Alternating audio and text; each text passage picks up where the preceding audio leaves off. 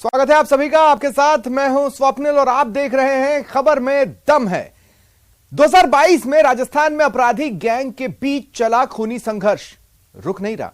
विक्रम गुर्जर उर्फ लादेन पर police custody में हमले के बाद गैंग वॉर की आशंका बढ़ी है। सवाल है कि ठेहट के बाद लादेन तो अब नंबर किसका। साथ ही बात राजधानी जयपुर के उस हनी ट्रैप की जिसमें कारोबारी की एक गलती उस पर भारी पड़ गई। चर्चा 2023 में कांग्रेस के फीडबैक प्लान की भी करेंगे, तो बहुत कुछ होगा। चलिए शुरू करते हैं, खबर में दम है।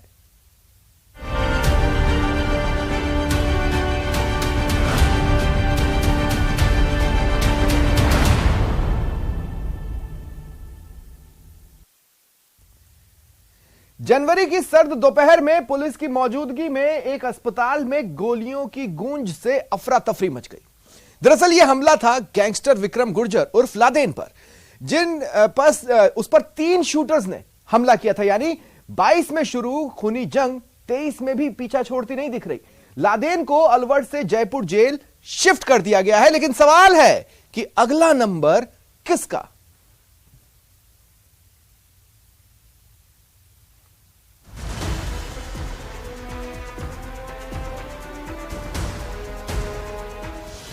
नए साल में भी गैंग वॉर की अटकलें।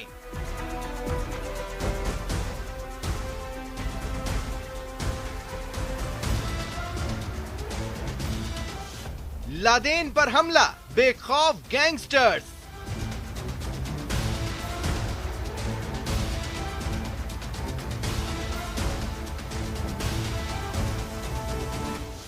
दिन दहाड़े अस्पताल में फायरिंग, थर्राया अलवर। सीकर में राजू ठेठ की हत्या के बाद जो आशंकाएं थी, कुछ वैसा ही देखने को मिलने लगा है। अब राजस्थान में अपराध की दुनिया को ऑपरेट कौन करेगा, किसके इशारे पर करोड़ों की उगाही होगी, इसके लिए प्रदेश के कुख्यात गैंग्स के बीच गैंग वॉर जारी है। कयास लगाए जा रहे हैं कि गैंग वॉर की इसी कड़ी में ही अलवर के अस्पताल में विक्रम गुर्जर उर्फ लादेन पर जानलेवा हमला हुआ। अब इसे लादेन की किस्मत कहें या हमलावरों की जल्दबाजी, जिसके कारण निशाना चूका और विक्रम को पुलिस सुरक्षित निकालकर थाने ले आई। अभी तक जो सूचना है उसके हिसाब से 3 अपराधी थे जिन्होंने अंदर आकर के उस पर फायरिंग की, और जो 2 महिलाएं पास में बैठी हुई थी उनके पंजे में और पाँव में गोली लगी है, जिनको मैंने अभी देखा भी है। दोनों सगी बहनें थी, वो दोनों खतरे से बाहर हैं अभी। और क्रिमिनल है, उसकी कोई गोली नहीं लगी है। पुलिस ने तत्परता दिखाते हुए एक क्रिमिनल को मैं हथियार के पकड़ लिया है।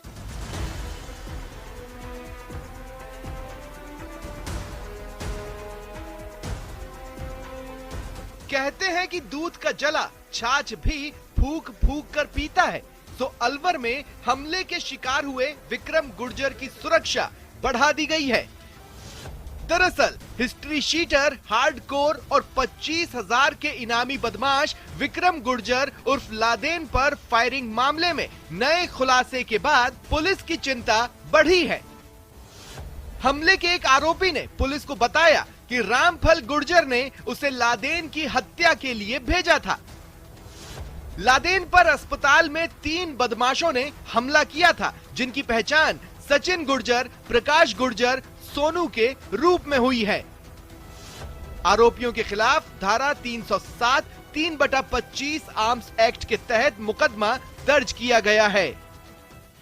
आपको बता दें कि अलवर पुलिस की गिरफ्त में रहे हिस्ट्री शीटर विक्रम उर्फ लादेन को अस्पताल में स्वास्थ्य परीक्षण के लिए ले जाया गया था। तभी घात लगाए अपराधियों ने ताबड़तोड़ गोली बरसानी शुरू कर दी। अस्पताल में अफरा तफरी मच गई।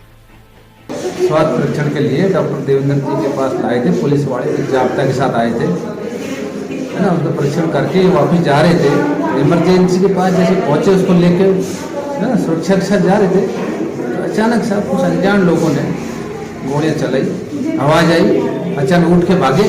पब्लिक इकट्ठी बैठे हुए कमरों में घुस गई, तो 2 लेडीज के मरीजों के, अनजान मरीजों के पैरों में ब्लीडिंग हो रही थी। तो हमने तुरंत इमरजेंसी में लिया और उनका पूरा इलाज कराया। पुलिस को इन्फॉर्म किया, डिवाइस सब किया, कोतवाल को किया, और मौके पर आए। उनका इलाज चल रहा है सर, अभी उनकी जान खतरे से बाहर है और सुरक्षित है। कुछ वक्त ही बीते हैं जब इसी तरह सीकर में राजू ठेहट पर गोली बरसाकर उसका काम तमाम कर दिया गया था। उस घटना से सतर्क अलवर पुलिस ने मोर्चा संभाला। और लादेन को वहां से सुरक्षित बाहर निकाला, जिसके बाद पुलिस उसे लेकर बहरोड थाने पहुंची। पुलिस ने पीछा कर फायरिंग करने वाले एक बदमाश को पकड़ लिया। वहीं अपराधियों की फायरिंग में 2 महिलाओं को पैर में गोली लगी है और उनका इलाज हो रहा है। इस हमले का सीसीटीवी फुटेज भी सामने आया है, जहां पर बदमाश आते हुए और फायरिंग कर भागते हुए दिखाई दे रहे हैं। पुलिस ने संदिग्ध बदमाशों की पहचान कर उनकी तलाश शुरू कर दी है। पुलिस की 2 टीम इस फायरिंग के अपराधी की तलाश और उनके कनेक्शन को ढूंढने में लगी हुई है। ये पुराने गैंगवॉर की अगली कड़ी है। अलवर वैसे भी गैंगवॉर के लिए कुख्यात रहा है। इस इलाके में विक्रम गुर्जर उर्फ लादेन और कुख्यात पपला गैंग में भिड़ंत होती ही रहती है। लोकल लेवल पर जसराम गुर्जर गैंग भी पपला गैंग के साथ मिलकर काम करता है। पुलिस इस हमले के बाद ऐसे ही गैंगवॉर की आशंका से घिरी है, इसलिए पुलिस सुरक्षा के सारे इंतजाम कर रही है। लेकिन जान हथेली पर लेकर चलने वाले राजस्थान के गैंगस्टर्स क्या पुलिस की सख्ती से डर जाएंगे, कहना मुश्किल है। कैमरा पर्सन मान सिंह के साथ हितेंद्र शर्मा, न्यूज़ 18 जयपुर। और अब खबर आपको सतर्क करने वाली, अगर आप कहीं भी हुस्न के फरेब में फंसे तो कंगाल होना तय है। राजधानी जयपुर के एक ब्लैकमेलर गैंग के किस्से सुन आपके होश उड़ जाएंगे। एक महिला कर्मचारी ने कारोबारी से नजदीकी बढ़ाई, उसकी निजी जानकारी अपने बॉयफ्रेंड को दी, फिर शुरू हो गई बदनामी से बचाने के नाम पर उगाही का खेल। बिजनेसमैन है, दीपक महेश्वरी नाम है उनका। तो ये सूचना थाने पर प्राप्त हुई कि उनसे कोई पैसों की डिमांड कर रहा है। हुस्न के जाल में फंसे तो होंगे कंगाल। 2 आरोपी हमने गिरफ्तार किए, जिसमें एक महिला और एक पुरुष है। महिला का नाम प्रियंका है और पुरुष का नाम राहुल है। ये जो पुरुष राहुल है, इसकी सिस्टर जो है ये व्यापारी के वहां पर ही कार्य करती थी। ब्लैकमेलिंग के नए खेल से बचकर पिछले साल ऑलरेडी उनसे किसी ने पैसों की डिमांड की और उन्होंने पैसे दे भी दिए, और इस साल दोबारा से उनसे पैसों की डिमांड की जा रही है। पिछले साल जब उनके साथ ये घटना हुई तो उन्होंने पुलिस को किसी प्रकार से सूचित नहीं किया और अपने स्तर पर ही इसको रिजॉल्व करने की कोशिश की। फिल्मी स्टाइल में ब्लैकमेलिंग वाला गैंग, और जो इन्होंने डिमांड की वो इन्होंने बहुत ही फिल्मी तरीके से डिमांड की। नए साल में ब्लैकमेलिंग के इस खेल में आपको भी सतर्क रहना है, वरना क्या पता कि कोई आपकी नजदीकी का फायदा उठाकर आपकी व्यक्तिगत जानकारी को इकट्ठा कर आपको कंगाल बनाने की कोशिश शुरू कर दे। जयपुर में हाई प्रोफाइल ब्लैकमेलिंग के इस खेल का पर्दाफाश कर जयपुर पुलिस ने न सिर्फ कारोबारी को बचाया बल्कि आम लोगों को भी सतर्क किया है। नए साल में ब्लैकमेल के इस खेल से आपको भी सतर्क रहना है। जयपुर में हाई प्रोफाइल ब्लैकमेलिंग के इस खेल का पर्दाफाश कर जयपुर पुलिस ने न सिर्फ इस कारोबारी को बचाया बल्कि आम लोगों को भी सतर्क किया है।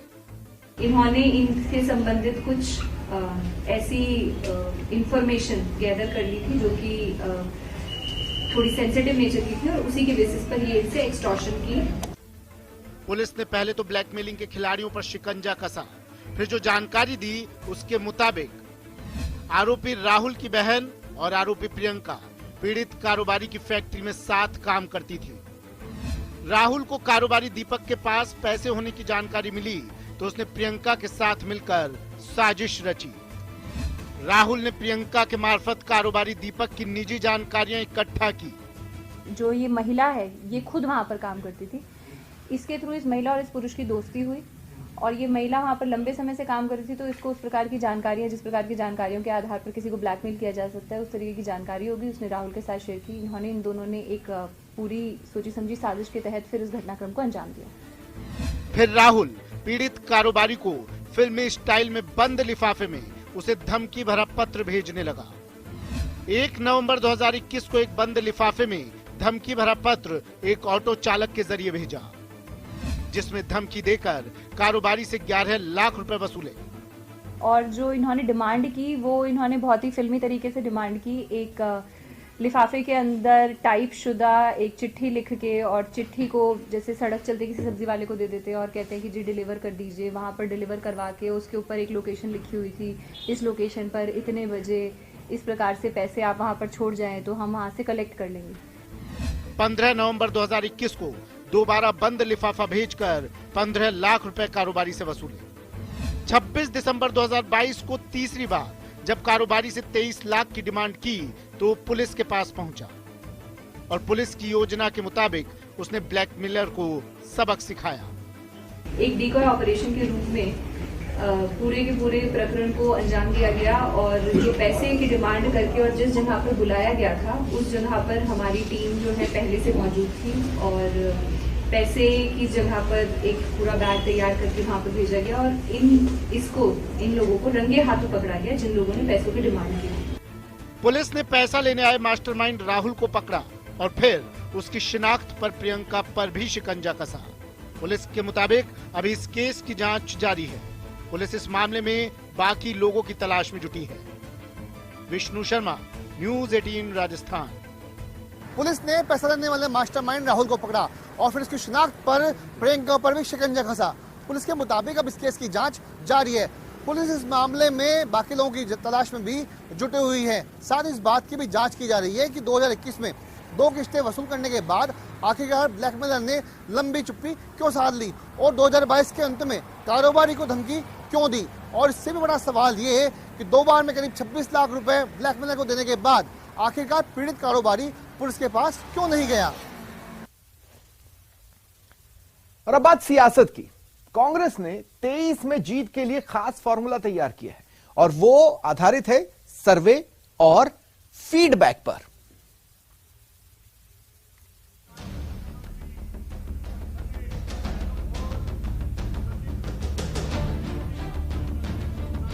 बहुत जल्दी संगठन को हम बढ़ाएंगे। राजनीतिक नियुक्ति के बाद सर्वे पर फोकस। निरंतर चलने वाली प्रक्रिया है। फिर इलेक्शन होते हैं, फिर बाद में फिर ब्लॉक अध्यक्ष नहीं बनते हैं, ये तो नॉर्मल बात है। कारगर होगा फीडबैक वाला फॉर्मूला। पूरा कार्यकर्ता हमारा एक है और एक ही रहेगा और अब आने वाले समय में 2023 में कांग्रेस की सरकार दोबारा फिर बनने जा रही है। 200 सीट पर सर्वे निकलेगा जीत का रास्ता। ऐसा कोई कारण नहीं है कि हम 2023 में ऐतिहासिक बहुमत के साथ में रिपीट नहीं हो सकते। अगर 2023 हमारा हो गया तो 2024 कोई दूर नहीं रहेगा, यूपीए की सरकार बनेगी।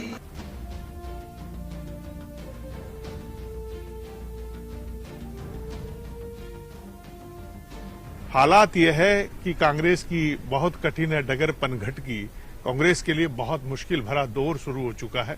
भले बातें करी जा रही हो, अशोक गहलोत जी बार बार कह रहे हैं कि हमने उपचुनाव जीत लिए हैं, एंटी इनकम्बेंसी नहीं है, हमारी योजनाओं का बहुत सकारात्मक असर है, लेकिन वो तमाम चीजें वोटों में कन्वर्ट होती नजर नहीं आ रही है।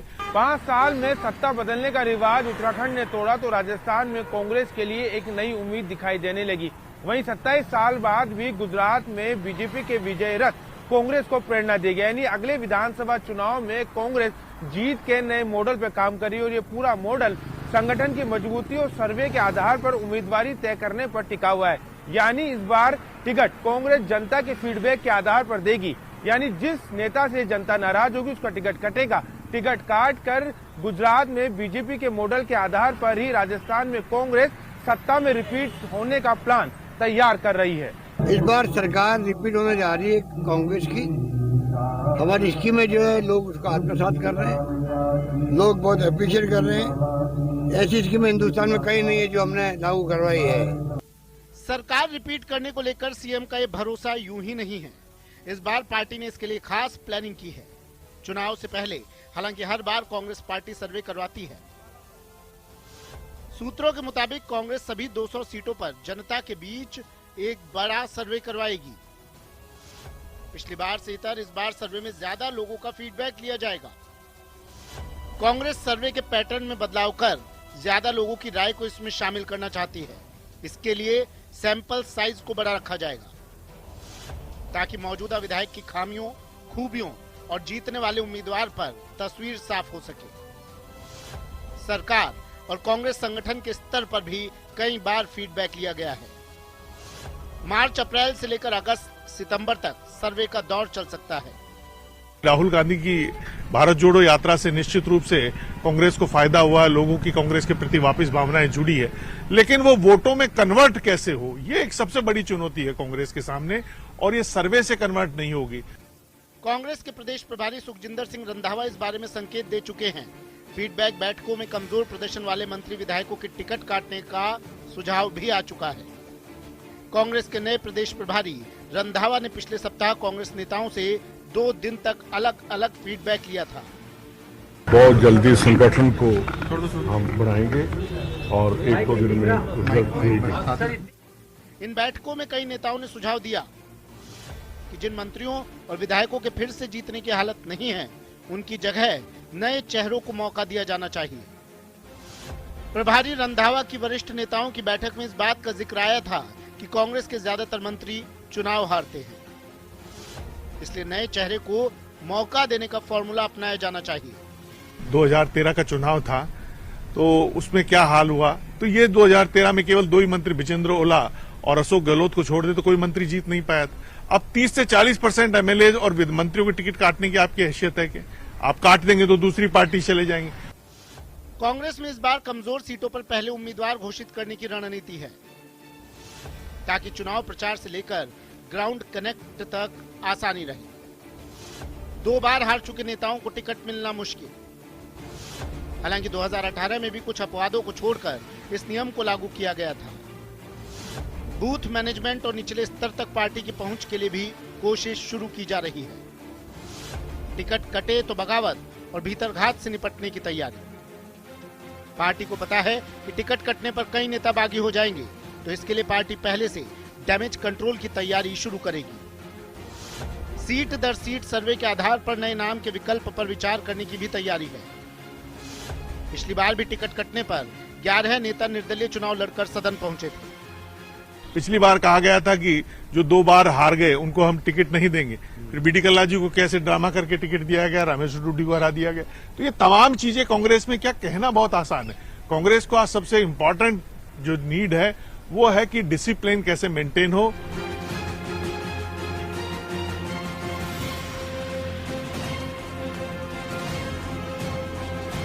बात संगठन की मजबूती को लेकर भी है। पिछले 2.5 साल से संगठनात्मक नियुक्तियों का इंतजार कर रहे पार्टी कार्यकर्ताओं और नेताओं का इंतजार खत्म होने का नाम ही नहीं ले रहा है। हालांकि प्रदेश प्रभारी की नियुक्ति के बाद और उनकी सक्रियता के चलते ब्लॉक अध्यक्षों की नियुक्ति तो हुई, लेकिन पार्टी में जुलाई 2020 से अभी भी हजारों पद खाली पड़े हैं और चुनाव में महज 10 महीने का समय ही बचा है। ऐसे में सवाल है कि अगर नियुक्ति होने में और अधिक समय लगता है तो क्या पार्टी पदाधिकारी जनता और संगठन के बीच में मजबूत कड़ी बन पाएंगे। कैमरा पर्सन दिलीप चेची के साथ सचिन कुमार, न्यूज 18 जयपुर। भ्रष्टाचार के खिलाफ अभियान चलाने वाली एसीबी के नए बॉस के एक फरमान पर जमकर बवाल हुआ, सियासत हुई। विपक्ष ने तंज कसे, अपनों ने भी सवाल उठाए। सवाल है कि ऐसा फैसला लिया ही क्यों गया था।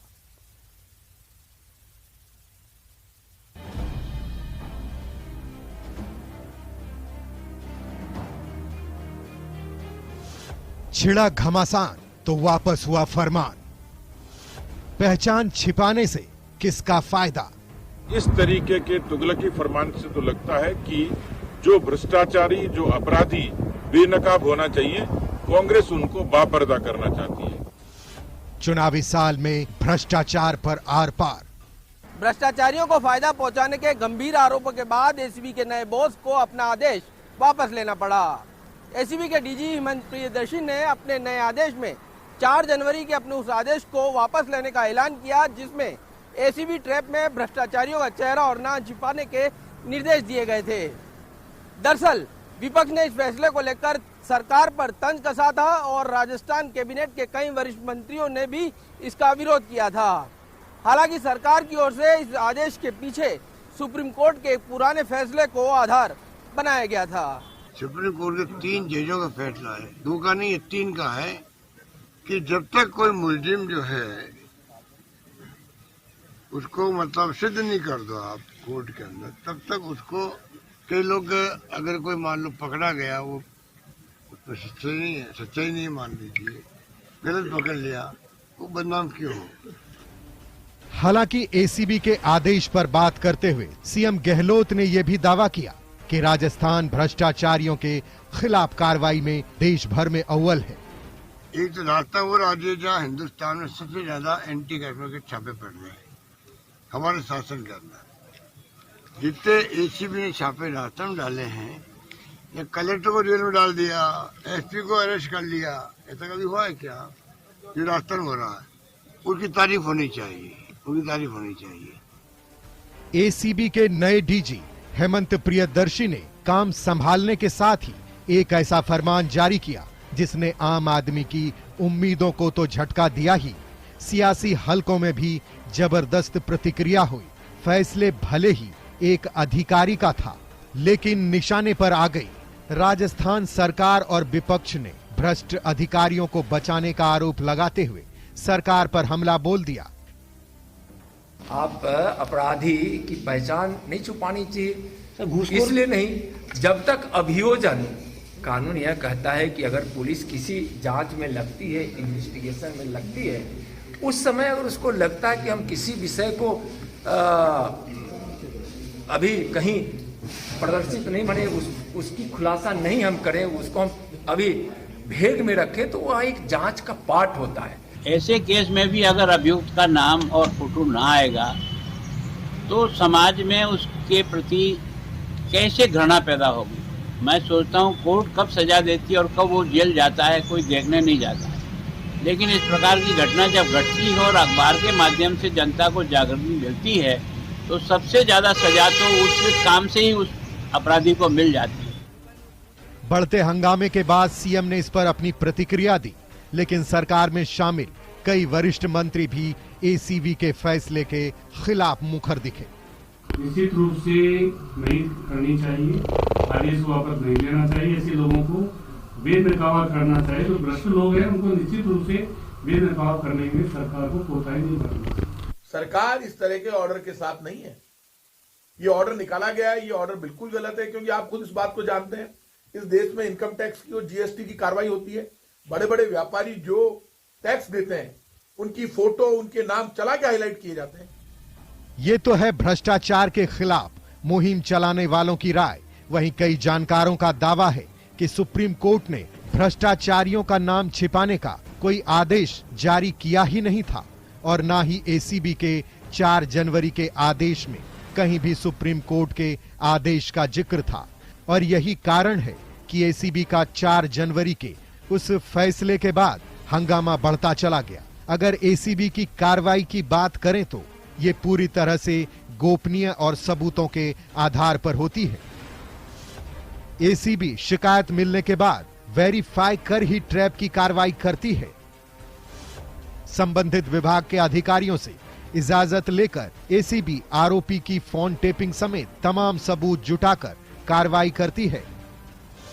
सबूत पुख्ता होने के बाद एसीबी परिवादी के जरिए अपने नोट रिश्वत के तौर पर देने के लिए कहती है। ट्रैप के वक्त बरामद नोट वही होते हैं जो एसीबी के होते हैं और ये रिश्वत लेने का पुख्ता प्रमाण होता है। इस पूरी कार्रवाई में एसीबी अपने गवाहों के आधार पर ही एफआईआर दर्ज करवाती है। राजस्थान भ्रष्टाचार निवारण अधिनियम 1988 के तहत किसी भी लोक सेवा के खिलाफ लगे रिश्वत के आरोप का सत्यापन होने के बाद ही एफआईआर दर्ज हो सकती है। ये तो भ्रष्टाचार के खिलाफ एसीबी की कार्रवाई की प्रक्रिया है, लेकिन आपको बता दें कि एसीबी के जिस आदेश को लेकर हंगामा मचा उसमें कहा गया था कि जब तक आरोपी पर अपराध सिद्ध नहीं हो जाता तब तक उसकी फोटो और नाम मीडिया में किसी अन्य व्यक्ति को नहीं दिया जाएगा। साथ ही जिस भी आरोपी को पकड़ा जाएगा उसकी सुरक्षा और मानवाधिकार की जिम्मेदारी ट्रैप करने वाले अधिकारी की रहेगी। और ये वो आदेश था जिसका जमकर विरोध हुआ और अंत में इसे वापस लेना पड़ा। राजस्थान में भ्रष्टाचार भले ही कम न हो रहा हो, लेकिन पिछले कुछ समय से एसीबी की कार्रवाई को लेकर आम लोगों में भरोसा जगा है। एसीबी के पिछले डीजीपी के कार्यकाल में आम लोगों की भागीदारी से भ्रष्टाचारियों पर नकेल कसने की सफल कोशिश हुई है, जिसमें छोटे कर्मचारियों से लेकर बड़े अधिकारी तक ट्रैप हुए हैं। एसीबी डीजी के 4 जनवरी के आदेश को लेकर लोगों के मन में पारदर्शिता को लेकर आशंका बन रही थी। उम्मीद की जानी चाहिए कि पुराने आदेश को वापस लेने के बाद नए साल में एसीबी उसी जोश के साथ भ्रष्टाचारियों के खिलाफ कार्रवाई करेगी। तो देखा आपने, खबर में दम है। फिलहाल इतना ही, नमस्कार।